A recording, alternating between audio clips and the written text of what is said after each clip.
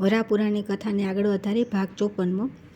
તેમાં ચંદ્રપ્રભા નામની સ્ત્રી મુખ્ય હતી। તે સદા પતિની સેવામાં અનુરક્ત રહેતી। તે વીરપુત્રને જન્મ આપનારી હોવાથી પરાક્રમી પુત્રવાળી હતી। તેને સેંકડો દાસીઓ હતી। તેમાંની એક પ્રભાવતી નામની દાસી હતી। તેના વંશમાં ઉત્પન્ન થયેલ અને મૃત્યુ પામેલ કુટુંબીજનોની શ્રાદ્ધાદિ ક્રિયા કરવામાં ન આવેલી હોવાથી તેના સેંકડો પિતૃઓ હે ભામિની પોતાના પાપકર્મોના લીધે નરકમાં પડેલા હતા। વર્ણશંકર પ્રજા કુળનો નાશ કરનારાઓને તેમજ આખા કુળને નરકમાં નાખે છે। વળી કુળનો નાશ કરનારા પુરુષોના પિતૃઓ પણ પિંડદાન અને ઉદકદાન આદિ ક્રિયાઓનો નાશ થવાથી અવશ્ય નરકમાં પડે છે। હવે એક સમયે તેના વંશમાં ઉત્પન્ન થયેલા પ્રાણીઓ ભ્રષ્ટ થયેલા હોવાથી એક સામટા બધા ધ્રુવતીર્થમાં આવી પડ્યા। સૂક્ષ્મ પ્રાણીઓનો તે સમુદાય કાળા વર્ણવાળા મશક અર્થાત મચ્છર જેવા આકારમાં એક ત્રિકાળજ્ઞાની ઋષિના જોવામાં આવ્યો। હે ભામિની, તે ઋષિ દિવસના છઠ્ઠા ભાગમાં અર્થાત સાયંકાલે કેવળ દુગ્ધપાન કરીને રહેતા હતા। તે મહાત્મા જીતેન્દ્રિય હતા તથા ત્રિકાળ સંધ્યા કરતા હતા। મચ્છરોને કુતૂહલથી જોઈ રહેલા તે ઋષિનું અંતઃકરણ કરુણાથી ભરાઈ આવ્યું। તેઓ સાનભાન ભૂલી ગયા, તેથી તે સમયે તેઓ સંધ્યા અને ગાયત્રીનો જપ કરી શક્યા નહીં। હવે તો ચતુર્થ ભાગ શેષ રહેલા દિવસ પણ અસ્ત થઈ ગયો। તે સમયે કેટલાક પિતૃઓ આકાશથી પૃથ્વી પર ઉતરી આવ્યા। કેટલાક પૂર્વ દિશામાંથી, કેટલાક ઉત્તર, દક્ષિણ અને પશ્ચિમ દિશામાંથી તથા ધ્રુવતીર્થમાં આવી પહોંચ્યા। તેમાંના કેટલાક પિતૃઓ સ્વભાવથી જ આનંદિત હતા। કેટલાક પુત્રોએ તેમના માટે પિંડદાન તથા ઉદકદાન કરેલું હતું, તેથી તેમનું ચિત્ત પ્રસન્ન હતું। સારી રીતે પુષ્ટ થયેલા અંગવાળા તે પિતૃઓ એકત્ર થઈને સ્વર્ગે જઈ રહ્યા હતા। તે પિતૃઓમાંના બીજાઓ તપસ્વી હતા, સ્નાન આદિ ક્રિયામાં પ્રવૃત્ત રહેતા હતા અને વૃક્ષ તથા ક્ષીણ કાયવાળા હતા। બીજા કેટલાક વસ્ત્ર તથા અલંકારો ધારણ કરેલા હોવાથી સુંદર શરીરવાળા તથા પ્રસન્ન ચિત્તવાળા હતા। તેઓ જૂથમાં રહી એકબીજાની સાથે જઈ રહ્યા હતા। બીજા કેટલાક નગ્ન અને પુષ્ટ દેહવાળા પિતૃઓ ત્યાં ધ્રુવતીર્થમાં જતા હતા। કેટલાક આવ્યા તેવા જ પાછા ગયા અને કેટલાક પિતૃઓ જઈને વળી પાછા આવ્યા। કેટલાક ભિન્ન ભિન્ન પ્રકારના યાનોમાં અને બીજા કેટલાક પિતૃઓ નાના પ્રકારના પક્ષીઓના રૂપમાં આવતા હતા અને જતી વખતે આનંદ પામીને આશીર્વચન બોલતા હતા। કેટલાક પિતૃઓ આવ્યા તેવા જ ક્રોધે ભરાઈને શાપ આપી ચાલ્યા જતા હતા। કેટલાક પિતૃઓ તો ઉદરમાંથી હજી હમણાં જ જન્મ્યા હોય તેવા અતિ નાના સ્વરૂપમાં હતા। તેઓ અત્યંત અપમાન ભરેલી સ્થિતિમાં ચાલ્યા જતા હતા। જ્યારે બીજા પિતૃઓ શ્રાદ્ધ કાર્યમાં પૂજિત થઈને આદર પામ્યા હતા। આ ધ્રુવતીર્થમાં જાણે કોઈ મહાન ઉત્સવ થઈ રહ્યો હોય તેવું જોવામાં આવ્યાથી મુનિ વિસ્મય પામીને સાવધાન થયા। થોડી વારમાં ધ્રુવતીર્થમાં આવીને એકત્ર થયેલા સર્વ પિતૃગણો પોતપોતાના સ્થાને ગયા। પછી તેમને પિંડદાન કરવા માટે આવેલા તેમના પુત્રો પણ પોતાના સ્ત્રીવર્ગ સહિત પોતાના ઘરે ચાલ્યા ગયા। આથી ધ્રુવતીર્થ નિર્જન અરણ્ય સમાન જણાવા લાગ્યું। એવામાં દુબળા અંગવાળો, ભૂખના દુઃખથી ક્ષીણ થયેલો, લથડિયા ખાતો, શરીરે કમતો, બખોલમાં ઉતરી ગયેલા આંખવાળો, પીઠ સાથે જોડાઈ ગયેલા નાના પેટવાળો, સાથર પર કેવળ હાડકાં અને ચામડી જ રહી ગઈ છે એવો અને રોગથી પીડાતો, બગાસા ખાતો, અત્યંત નિર્બળ થઈ ગયેલો એવો એક માણસ એકાંત સ્થળે ઊભેલો એ ઋષિના જોવામાં આવ્યો। નાના પક્ષીના જેવા અવાજે બોલતો તે માણસ શું બોલે છે તે પણ સાંભળી શકાતું ન હતું। એ માણસને જોઈને ઋષિ તેને પૂછવા લાગ્યા, વિકૃત આકારવાળા અને પુષ્કળ મચ્છરોથી ઘેરાયેલા આપ કોણ છો? અહીંથી બધા પિતૃઓ અને મનુષ્યો પોતપોતાના સ્થાને ચાલ્યા ગયા છે, છતાં આપ અહીંથી જતા કેમ નથી? આપ અહીં કંઈ પણ કામ વિના આવેલા જણાવો છો, તેથી આ બધું મારે આપને પૂછવું પડ્યું છે। તો આપનું મારા લાયક કંઈ કામ હોય તો મને કહો। આજે તો સતત થતું રહેતું મારું નિત્ય કર્મ પણ આ તીર્થમાં થઈ શક્યું નથી। તે નષ્ટ થવાથી હું મારા નિત્ય કર્મથી ભ્રષ્ટ થયો છું। ભિન્ન ભિન્ન પ્રકારના પ્રાણીઓને અહીં આવેલા જોઈને હું મૂઢ થઈ ગયો હતો। હવે આપને આવા સ્વરૂપમાં જોઈને આપના વિશે પણ મારી બુદ્ધિ કુંઠિત થવાથી હું મૂઢ થયો છું। મને આપનામાં સ્નેહ અને વિશ્વાસ ઉત્પન્ન થયો છે, તેથી આપના હિતમાં આપનું કયું પ્રિય કાર્ય હું કરું તે આપ મને કહો। મનુષ્ય બોલ્યો કે આજે પિતૃઓને તૃપ્ત કરનાર મોટો ઉત્સવ છે। ધ્રુવતીર્થમાં આજે જે મનુષ્ય શ્રાદ્ધ કરે છે અને પિતૃઓને તલ સહિત ઉદકદાન કરે છે તે પુત્રવાન મનુષ્યના પિતૃઓ તિલોદકથી તૃપ્ત થઈને સ્વર્ગમાં જાય છે। તૃપ્તિ પામવાની અભિલાષાથી હું અહીં આવ્યો છું। હું ભૂખ્યો છું, ચિંતાએ મને કોતરી ખાધો છે। ભિન્ન જાતિના પુરુષથી ભિન્ન જાતિની સ્ત્રીમાં ઉત્પન્ન થયેલો હું યોનિશંકર દોષથી નરકને પ્રાપ્ત થયેલો છું। આશાના શેકડો પાસોથી બંધાયેલો હું અહીં 100 વર્ષ આવ્યો છું। આ આધ્યાત્મિક, અધિદૈવિક અને અધિભૌતિક આ 3 તાપથી હું સંતપ્ત થયેલો છું। હું અહીંથી તમે ચાલ્યા જશો તો મારી ગતિ નહીં થાય। તમે હમણાં જોયું કે પુષ્ટ અંગવાળો પિતૃઓના સંતાનોને પિંડ તથા ઉદકદાન કરવાથી બલાઢ્ય પિતૃઓ સ્વર્ગમાં ચાલ્યા ગયા, જ્યારે હું તો નિર્બળ છું, તેથી મારી એવી ગતિ ક્યાંથી થાય? જેમની સંતતિ અક્ષય છે અને વળી પ્રજાવાળી છે, તેમના પુત્રોથી શ્રાદ્ધ તથા ઉદકદાન કરવામાં આવે છે, તેના પ્રભાવથી પિતૃઓને શ્રેષ્ઠ ગતિ પ્રાપ્ત થાય છે।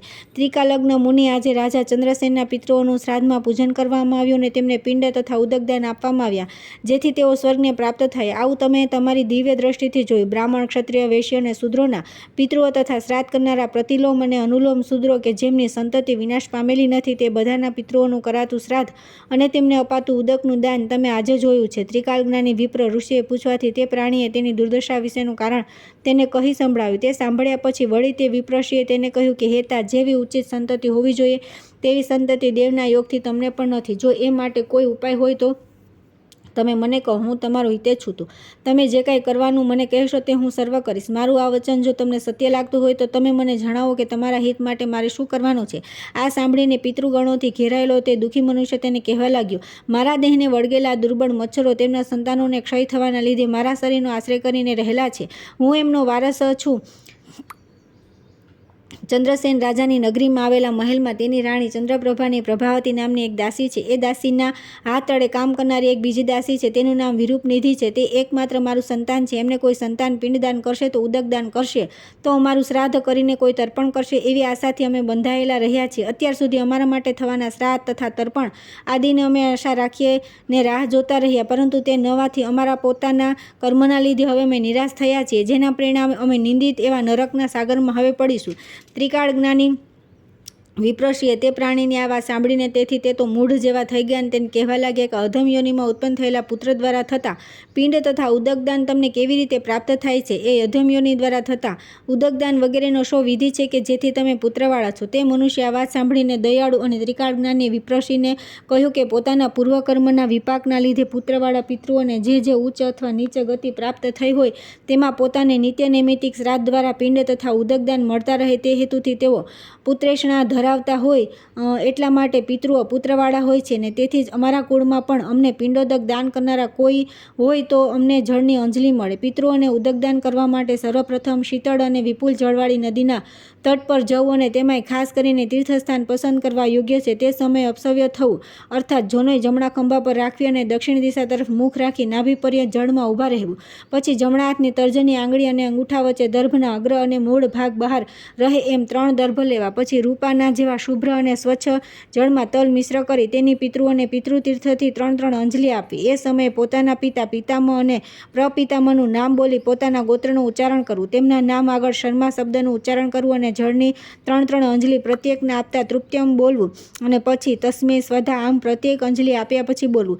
દેવ, ઋષિ અને પિતૃઓનું તર્પણ કરતી વખતે પૂર્વ દિશા તરફ મુખ રાખી 3 દર્ભ લઈ તેમના અગ્રભાગ બંને હાથોની આંગળીઓના ટેરવા તરફ રાખવા. ઉપવીતી રહીને દેવતીર્થથી જળયુક્ત જળની પ્રથમ દેવોને 1 અંજલિ જનોય કાંઠે કરીને ઉત્તર તરફ મુખ રાખી પ્રજાપત્ય તીર્થથી ટચની આંગળીના મૂળથી ઋષિઓને તે 2 તથા પિતૃઓને જળની 3 અંજલિ ઉપર જણાવેલા વિધિ પ્રમાણે આપવી.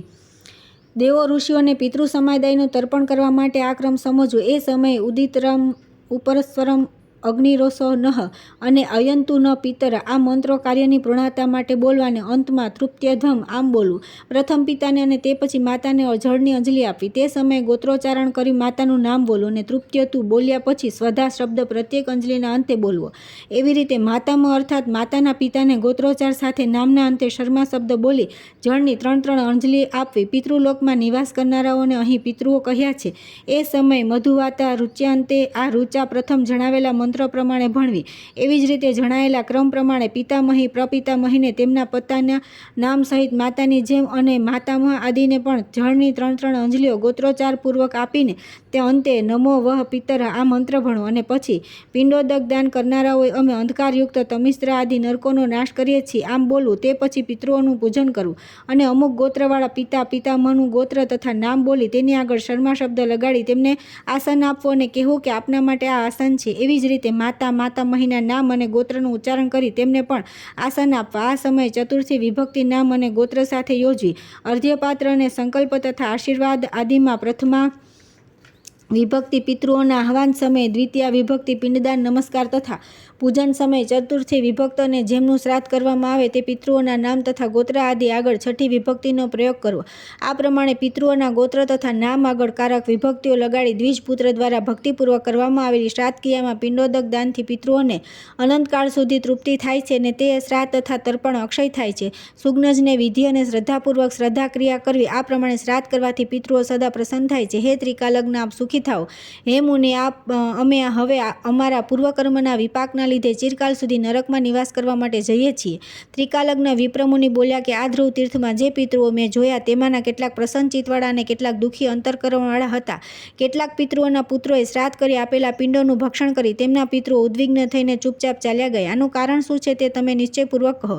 અગસ્તી નામવાળો તે મનુષ્ય બોલ્યો કે શ્રાદ્ધમાં પુત્ર દ્વારા કરવામાં આવતા પિંડોદક દાન કે જે નિશ્ચિત વિધિ શાસ્ત્રમાં બતાવ્યામાં આવ્યો છે તે પ્રમાણે જો તે ન કરાય તો તે નિષ્ફળ થાય છે. તે વિશે હું તમને કંઈક કહું છું, તે સાંભળો. અયોગ્ય સ્થળને અનુચિત સમયે દક્ષિણા અને વિધિ વિના અપાત્રને જે કંઈ આપવામાં આવે તે મલિન દ્રવ્ય ભારે પાપકારક હોય છે. મંત્રોચ્ચાર કર્યા વિના તલ અને દર્ભથી રહિત પંક્તિ બહાર અને હીન યોનિના મનુષ્યો ના દેખતા તેમજ કોઈપણ જાતની શ્રદ્ધા તથા ભાવના વિના કરવામાં આવેલું પિંડદાન તથા ઉદકદાન અસુરોના હિત માટે થયેલું ગણાય છે. અર્થાત તે દાન આસુરી હોઈને અસુરોને પહોંચે છે. પૂર્વકાળમાં ભગવાન વામને શૂદ્રને છાજે એવા શ્રાદ્ધનું આ પ્રકારનું વિરોચનના પુત્ર મહાન ઐશ્વર્યશાળી બલિને આપ્યું હતું. એવી જ રીતે રાક્ષસાધિપતિ ભયંકર રાવણનો દશરથના પુત્ર શ્રી રામચંદ્રે રાક્ષસગણ સહિત વધ કર્યો હતો અને સીતાને મળવાથી આનંદ પામ્યા. ત્યારે ત્રિલોકના સર્જક ભગવાન શ્રીરામ ત્રિજટા નામની રાક્ષસીની સેવા ભક્તિ વિશે સીતાએ વાત કરવાથી પ્રસન્ન થયા. તેથી તેમણે તે રાક્ષસીને વરદાન આપતા કહ્યું કે હે ત્રિજટા, અપવિત્ર ઘરોમાં કરાતા શ્રાદ્ધ તથા અપાતા હવિ ભલેને દાન લેવાનો અધિકારી હોય તેને વિધિપૂર્વક દાન અપાતું હોય, છતાં જો તે દાન ક્રોધે ભરાઈને અપાતું હોય તો તે દાનનું ફળ અલ્પ પવિત્રતા તથા સ્નાન અને ભોજન રહિત અપાયેલો આશ્રય અને દક્ષિણા આપ્યા વિના કરવામાં આવેલું શ્રાદ્ધ, આ સર્વક્રિયાઓનું ફળ હું તને આપું છું. એ જ પ્રમાણે ભગવાન શંકરે નાગોના રાજા વસુકીને ભક્તિથી પ્રસન્ન થઈ તેને આપેલા વરદાન વિશે કહું છું, તે સાંભળો. યજ્ઞ કર્યા પછી તે અંગેની જે ઉચિત દક્ષિણા બ્રાહ્મણને આપવાની હોય તે જો તેને આપવામાં ન આવે તો તે યજ્ઞનું ફળ તથા દેવ અને બ્રાહ્મણ આગળ ખોટા સોગંદ લેવામાં આવે તેનું ફળ તેમજ ક્રિયા અને મંત્ર વિના કરવામાં આવતા અવૈદિક શ્રાદ્ધ, નગ્ન શરીરે કરવામાં આવતું સ્નાન, જ્ઞાન આપનાર ગુરુને ભક્તિ તથા શ્રદ્ધાથી જે શિષ્ય પ્રણામ કરતો નથી તેમજ પ્રાકૃતિક અર્થાત સ્થૂલ ધર્મને જ મુખ્ય માનીને તેને અનુસરવાથી મળતું ફળ, હે વાસુકી, હું તમને આપું છું. આ સર્વ વાત ઇતિહાસ અને પુરાણમાં ચર્ચવામાં આવી છે. તેવી જ રીતે મિથ્યા શ્રાદ્ધ અને ખોટી રીતે કરવામાં આવેલા દાન અને વ્રતના લીધે હે વિપ્રશ્ય, અહીં કેટલાક પિતૃઓ નગ્ન દશામાં જોવામાં આવ્યા છે. દૂષિત અને નિંદ્ય કર્મ કરવાના લીધે સ્વત્વહીન થઈ ગયેલા મનુષ્યો દ્વારા કરવામાં આવેલા પિંડોદક દાનનો ફળનો ઉપભોગ કરનારા પિતૃઓને શ્રાદ્ધ કર્મમાં આમંત્રણ આપવામાં આવેલું, પરંતુ તેઓ તેમાં ભાગ લઈ શક્યા નહીં. તેથી તેઓ નિષ્ફળ નીવડવાથી આ ધર્મતીર્થમાં તેઓ આવ્યા હતા તેવા જ પાછા ચાલ્યા ગયા. પોતાને પિંડોદકની પ્રાપ્તિ થાય એ હેતુથી કેટલાક પિતૃઓ મૌન વ્રત ધારણ કરી આ ધર્મતીર્થમાં ફરીથી આવી રહ્યા. મહાબુદ્ધિમાન હે વિપ્રશી, તમે મને જે પૂછો છો તે આ પ્રમાણે છે. ત્રિકાલજ્ઞાની વિપ્રશી બોલ્યા કે ભોજનથી તમને તૃપ્ત થયેલા હું ન જોઉં ત્યાં સુધી હું ભોજન કરવાનો નથી. તમને મેં જે કહ્યું છે, હું સાંજે એક જ વાર જમું છું અને કેવળ દુગ્ધપાન જ મારું રોજનું ભોજન હોય છે. તે કરવાની પણ મને આજે ઈચ્છા નથી. તમે ભૂખ્યા છો તેથી મને દુઃખ થાય છે. હું એક સ્થળે જવા ચાહું છું, ત્યાં જઈને હું પાછો આવું ત્યાં સુધીમાં તમે અહીં થોભજો અને મારી રાહ જોજો. હું આ તીર્થમાં રહીને મારું નિત્ય અને નૈમિતિક કર્મ સદા નિરાલસ થઈને કરું છું. તમારા પ્રતિ મને કરુણા ઉપજે છે. તેથી આજે મારા કર્મનો ત્યાગ કરીને તમે કહેલી શ્રેષ્ઠ સ્ત્રીને લેવા માટે જઈશ અને તેને લઈને અહીં આવી પહોંચીશ ને એના દ્વારા હું વિધિપૂર્વક શ્રાદ્ધ કરાવીશ. આમ કહીને કેવળ સાયંકાળે દુગ્ધપાનનો આહાર કરનારા તે વિપ્રશી મૌન ધારણ કરીને શીઘ્ર ગતિએ રાધા ચંદ્રસેન પાસે આવી પહોંચ્યા. વિપ્રશીને ઓચિંતા જ પોતાની સમક્ષ આવેલા જોઈને રાજા ઊભો થયો અને પૃથ્વી પર પડી તેમને સાષ્ટાંગ દંડવત પ્રણામ કરવા લાગ્યો. ઋષિના ચરણોની રસ તેણે પોતાના મસ્તક પર ધારણ કરી અને તે બોલ્યો કે ભગવાન, આપ મારા ઘરે પધાર્યો છો. મારા પર આપે અનુગ્રહ કર્યો તેથી આજે હું ધન્ય થયો છું. આપ મારે ઘરે પધારશો ત્યારે હું સદા આપનું પૂજન કરતો રહીશ. આપ અહીં પધાર્યા છો તેથી આજે મારો જન્મ સફળ થયો. હે મુનિ શાર્દુલ, હું આપનું સ્વાગત કરું છું. આ પાદ્ય અને અર્ધ્ય આપને સમર્પણ કરું છું. એ ગ્રહણ કરો. મધુપર્કમાં આપને આ ગાય આપું છું, તેનો આપ સ્વીકાર કરો જેથી મારા અંતઃકરણને શાંતિ પ્રાપ્ત થાય. મુનિએ તે સર્વ ગ્રહણ કરીને રાજાને કહ્યું કે હે રાજન, એક મહત્વનું કાર્ય છે તેથી હું તમારી પાસે આવ્યો છું. તેનું કારણ હું તમને કહું છું તે સાંભળો અને મને સંતોષ થાય તેમજ હું પ્રસન્ન થાઉં તે પ્રમાણે મારું તે કામ તમે કરી આપો. મુનિએ રાજર્ષિ ચંદ્રસેનને આ પ્રમાણે કહ્યું ત્યારે તે રાજા તેના ઉત્તરમાં કહેવા લાગ્યો, તપરૂપ ધનરૂપ વાળા હે પ્રભુ, આજ્ઞા કરો, મારે આપનું શું કાર્ય કરવાનું છે? આપ કહેશો તે પ્રમાણે કાર્ય અવશ્ય સિદ્ધ થશે. ત્રિકાલજ્ઞ મુનિ બોલ્યા કે તમારા રાજ મહિષી અર્થાત પટરાણીને બોલાવો અને તેમની પ્રભાવતી નામની શ્રેષ્ઠ દાસીને પણ રાણી સાથે મારી પાસે આવવા જણાવો. મુનિની આ પ્રમાણે આજ્ઞા થતાં જ અંતઃપુરમાંથી દાસી સાથે રાણી આવી પહોંચ્યા. પૃથ્વી પર પડીને રાણીએ મુનિને દંડવત પ્રણામ કર્યા. નમ્ર ભાવથી પોતાની સમક્ષ બેઠેલી તે રાણીએ મુનિને કહ્યું કે મેં ધ્રુવતીર્થમાં એક આશ્ચર્યજનક પ્રસંગ જોયો છે તે હું તમને કહું છું. પિતૃલોકમાં સર્વલોકના પિતૃઓ રહેલા છે. તેમાંના જેમનું તેમના પુત્રોએ પૂજન અને શ્રાદ્ધ કર્યું છે તેઓ પ્રસન્ન થઈને સ્વર્ગમાં ગયા છે, પરંતુ ચીમડાયેલા પેટવાળા, ચૂંચી આંખોવાળા, સુકાઈ ગયેલા મુખવાળા, ભૂખથી નબળા પડી ગયેલા દેહવાળો અને અનેક નાના જીવડાથી ઘેરાયેલો એક વૃદ્ધ મનુષ્ય ત્યાં મારા જોવામાં આવ્યો છે. નિરાશ થયેલો એ માણસ ફરીથી અપવિત્ર નરકમાં જવા ઈચ્છે છે. તેને જોઈને મને દયા આવી, તેથી મેં તેને પૂછ્યું કે તમે કોણ છો અને તમે શું ઈચ્છો છો? તે મને કહે કે તેણે પોતાના કર્મ વિશે મને જણાવતા કહ્યું કે તમારી દાસીનું એનું સંતાન છે. તમારી દાસીની તે દાસીનું નામ વિરૂપનિધિ હોવાથી તેણે મને કહ્યું છે કે તે મનુષ્યનું વૃત્તાંત સાંભળી મને તેના પર દયા ઉપજી છે. માટે તે વિરૂપનિધિ દાસીને બોલાવો, જેથી આપણે આ વિષયમાં તેની સાથે ચર્ચા કરીને સત્ય વસ્તુ જાણી શકીએ. મુનિની આ વાત સાંભળીને નિર્દોષ અંગવાળી તે રાણીએ દાસીને બોલાવવા પોતાના અનેક અનુચરોને સર્વ દિશામાં મોકલ્યા. સદા માંસ ભક્ષણ અને મદિરાપાન કરતી તે દાસીને નશામાં ચકચૂર થયેલી ને એક પુરુષ સાથે એક સ્થળે એકાંતમાં એક શૈયામાં સૂતેલી તેમણે એક દિવસે જોઈ.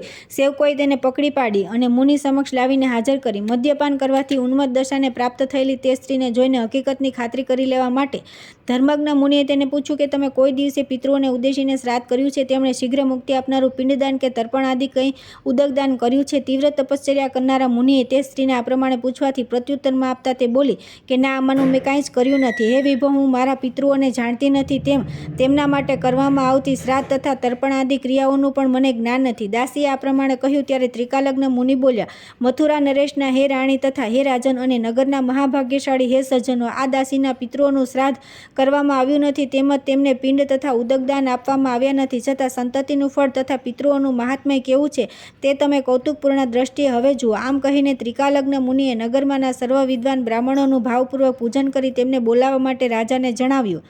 આથી રાજાએ બ્રાહ્મણોને બોલાવ્યા. ત્યારે તે બધા મુનિની સાથે ધ્રુવ તીર્થ પર શ્રાદ્ધ કરવા માટે ગયા. મથુરા નગરીનો રાજા ચંદ્રસેન પણ લોકોથી વીંટળાઈને તે તીર્થ પર ગયો. ત્યાં આગળ ક્ષુધાથી અત્યંત પીડાયેલો ને નાના અનેક મચ્છરોના વળગાળવાળો અગસ્ત્ય નામનો તે દીન પ્રાણી તેમના જોવામાં આવ્યો. ત્રિકાલજ્ઞ વિપ્રે તેને કહ્યું કે તમારા સંતાનોથી ઉત્પન્ન થયેલી સ્ત્રીઓને હું લઈ આવ્યો છું. આમનાથી પિંડોદક પામી તમે તૃપ્ત અને પુષ્ટ થાઓ. તે પછી તમારી ઈચ્છા હોય તેમ કરો. અગસ્ત્ય બોલ્યા કે આ વિરૂપનિધિ દાસીને ધ્રુવ તીર્થમાં વૈદિક વિધિથી પ્રથમ સ્નાન કરાવો, તે પછી એ તર્પણ કરે. તર્પણ કર્યા પછી રૂપું વસ્ત્ર તથા ચંદન આદિથી ભગવાન ગદાધર તથા પિતૃઓનું પૂજન તથા શ્રદ્ધાપૂર્વક તેમનું શ્રાદ્ધ કરીને તેમને પિંડદાન આપે. એ શ્રાદ્ધ કર્યા પછી પિંડદાન કરી રહે ત્યારે મને કેવું સુખ પ્રાપ્ત થાય તે સર્વ તમે બધા અહીંયા જોઈ શકશો.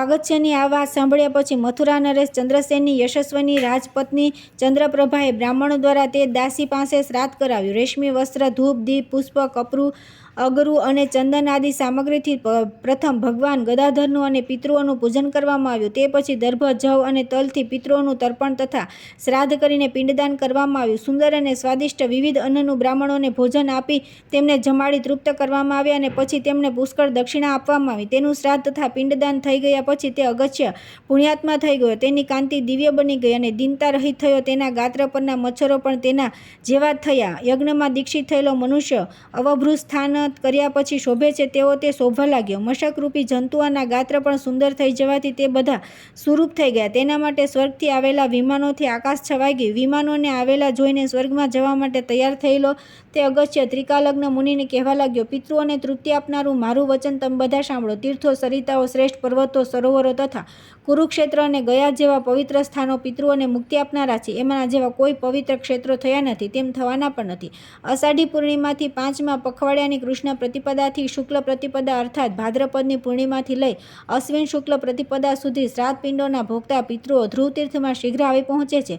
તેઓ એમ ઈચ્છે છે કે 16 દિવસોમાં સૂર્યકન્યા રાશિમાં સંક્રમણ કરીને રહેલો હોય છે ત્યારે પોતાનો પુત્ર ગોત્રજ અથવા નાનો ભાઈ ધ્રુવ તીર્થમાં આવીને તર્પણ કરી પિંડદાન આપે, જેથી યમપુરીથી પોતાની મુક્તિ થવાથી તે શૂન્ય થાય અને પ્રેતત્વને નષ્ટ થઈ સ્વર્ગ અથવા પાતાળની પોતાને પ્રાપ્તિ થાય. અમને સદા કાળ માટે તૃપ્તિ થાય અને અમે મુક્તિ સ્વરૂપા શ્રેષ્ઠ ગતિને પ્રાપ્ત થઈએ. ધ્રુવ તીર્થનો આવો આ પ્રભાવ છે તે મેં તમને કહી સંભળાવ્યું. હે રાજન, હે નગરજનો, તમે આ સર્વ જોયું. હે મુનિ, અત્યંત ગહન અને ન તરી શકાય તેવો પાપનો સાગર અમે આપની કૃપાથી તરી ગયા છીએ. આ પ્રમાણે અગસ્ત્ય રાજાને, ઋષિને, નગરજનોને, રાજપત્નીને અને પોતાની પુત્રી દાસીને જણાવીને તમારું કલ્યાણ થવા આવા આશીર્વચનો કહ્યા. તે પછી અગસ્ત્ય તથા મત્સર્યોનિથી મુક્ત થઈને સુંદર ગાત્ર પામેલા સર્વ પિતૃઓ દેવતાઓ સાથે વિમાનમાં બેસીને સ્વર્ગમાં ગયા. શ્રી વરાહ બોલ્યા, તે પરાક્રમી ચંદ્રસેન રાજાએ ધ્રુવ તીર્થનો આવો પ્રભાવ જોયો અને તેનું મહાત્મ્ય પણ સાંભળ્યું.